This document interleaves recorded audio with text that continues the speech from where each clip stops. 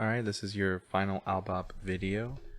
We're in controlled substances FAQ. So can you do a partial fill on a controlled 2 prescription?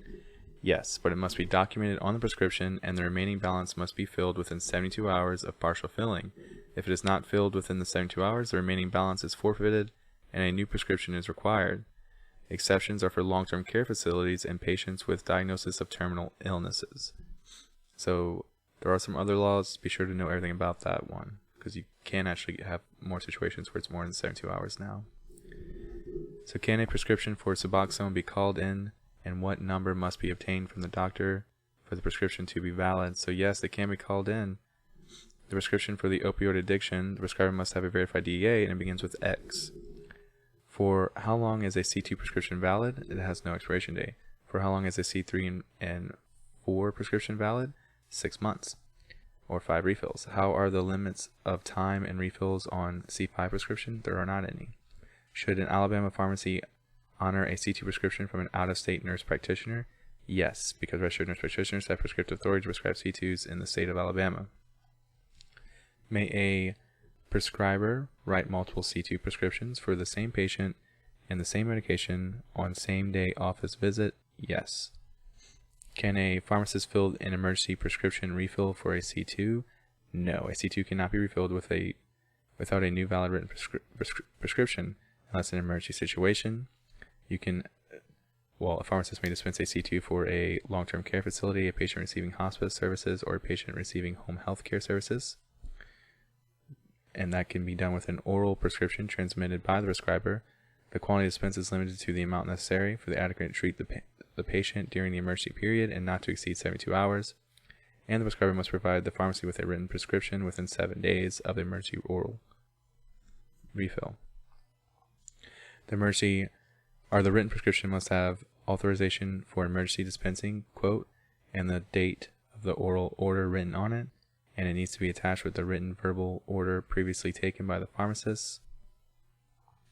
So can you use a partially/fully pre-populated refill request form for a controlled substance? No, because the practitioner must determine whether or not there is a legitimate medical purpose for the prescription. Is there an expiration date for Schedule 3 substances? That's the 6 month or 5 refills. Can a pharmacist partially fill a prescription for controlled substances? So a pharmacist may partially fill a prescription for controlled substances if the remainder is not dispensed to the patient within the following 72 hours. The prescription is void and must be rewritten in order for the patient to get the remainder. Partial refills of Schedule 3, 4, and 5 controlled substance prescriptions are permissible under federal regulations, provided that each partial filling is dispensed and recorded in the same manner as a refilling. The total quantity dispensed of all partial refillings does not exceed the total quantity dispensed for no dispensing occurs after 6 months. So, and for C3s and 4s, that's different. So for C2s, it's 72 hours according to this ALBOP FAQ. Be sure to verify that. So what is the new law regarding partial filling of a C2 prescription? So yeah, this is what I've kind of been referring to. There has been a change in federal law regarding partial filling of Schedule 2 controlled substances. The Comprehensive Addiction Recovery Act, CARA, of 2016 passed in the United States Senate and was signed into law on July 22, 2016. CARA allows pharmacists to partially fill Schedule 2 controlled substances. According to CARA, a prescription may be partially filled if it is written and filled according to the state and federal law. The partial fill is requested by the patient or prescribing practitioner, and the total quantity dispensed does not exceed the quantity prescribed. Remaining portion of the partial fill prescription must be filled within 30 days of the original written prescription date. So now it's pretty much 30 days, as long as the patient or prescriber asks for it. There is no single specified way to fill or bill prescriptions under the CARA update. So, alright. Next is are refills permitted for controlled substances? Just another FAQ question. Again, prescription for Schedule 2 controlled substances cannot be refilled. A new prescription must be issued.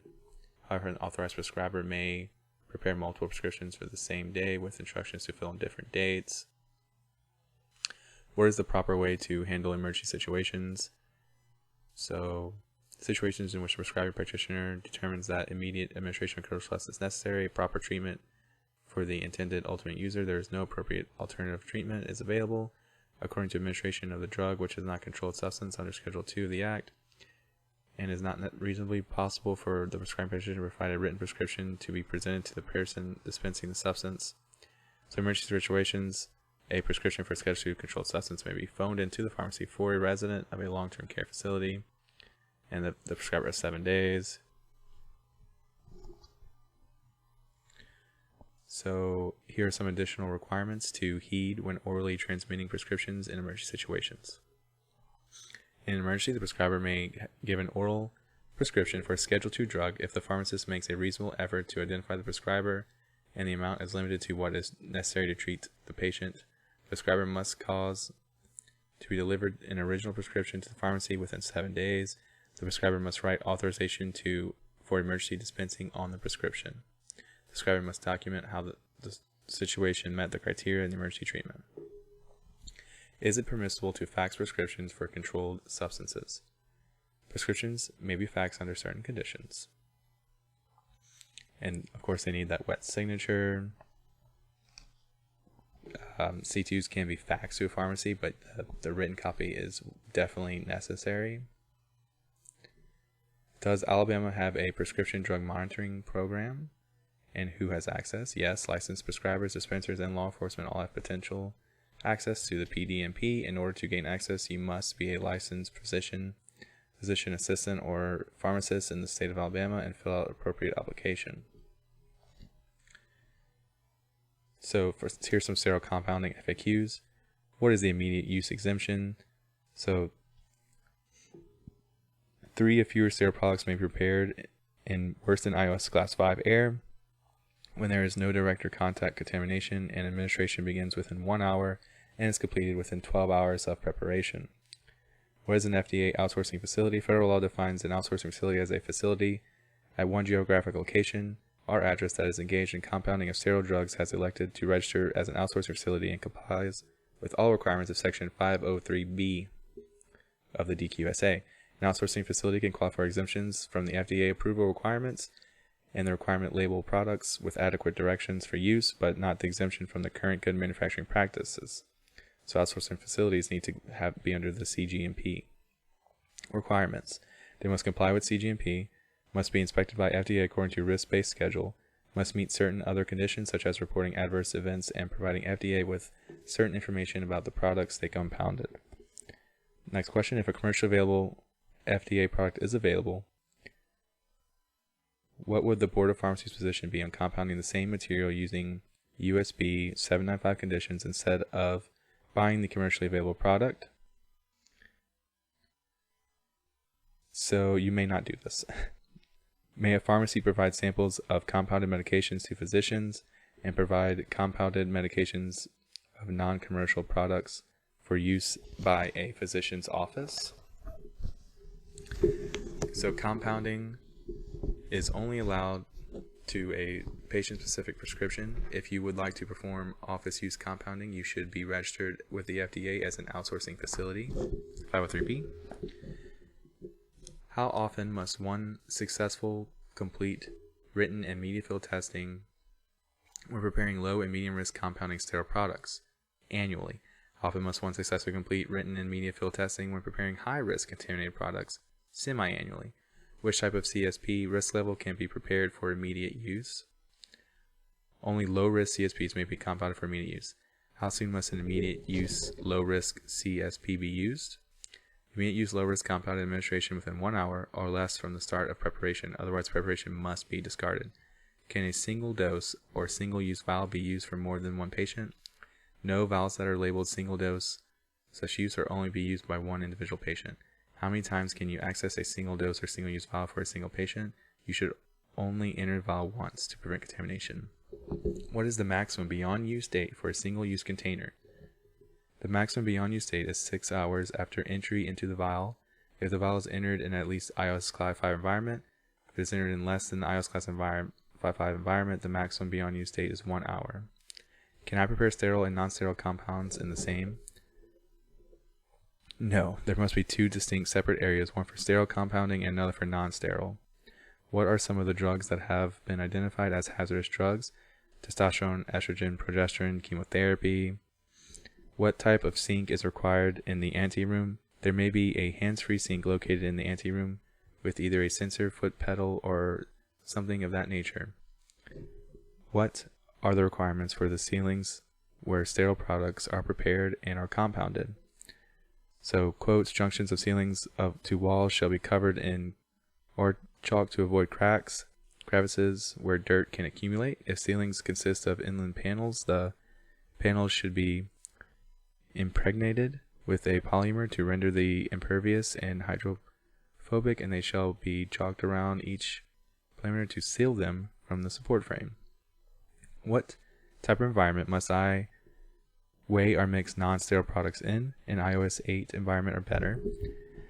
How many air changes are required in both the buffer and anterooms per hour? A minimum of 30 air changes per hour. Can a pass-through be used between the buffer and the general pharmacy? So 795 does not specifically address pass-through from a clean room to an unclassified room.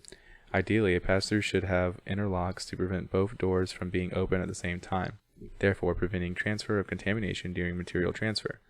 The suitability of using the pass-through should be supported by environmentally monitoring. The buffer area should be evaluated for valuable, non-valuable particles during static operations. If the buffer area room has a pass-through, it should be used during the time of evaluation to determine the impact of ISO 7 air. What will an inspector be looking at during an inspection of a sterile compounding facility? The inspector will be reviewing policies and procedures, training logs, including glove finger testing, aseptic technique, and cleaning logs, temperature logs, observed compounding procedures, compounding logs, and rooms and hoods certifications. Where must a pressure meter be placed when conducting sterile compounding?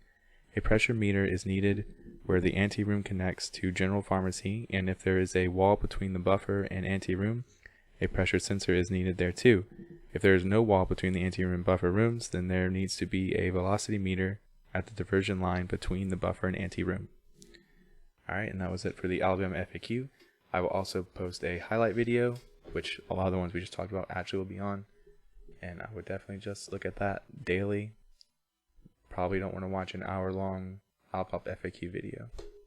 Thanks.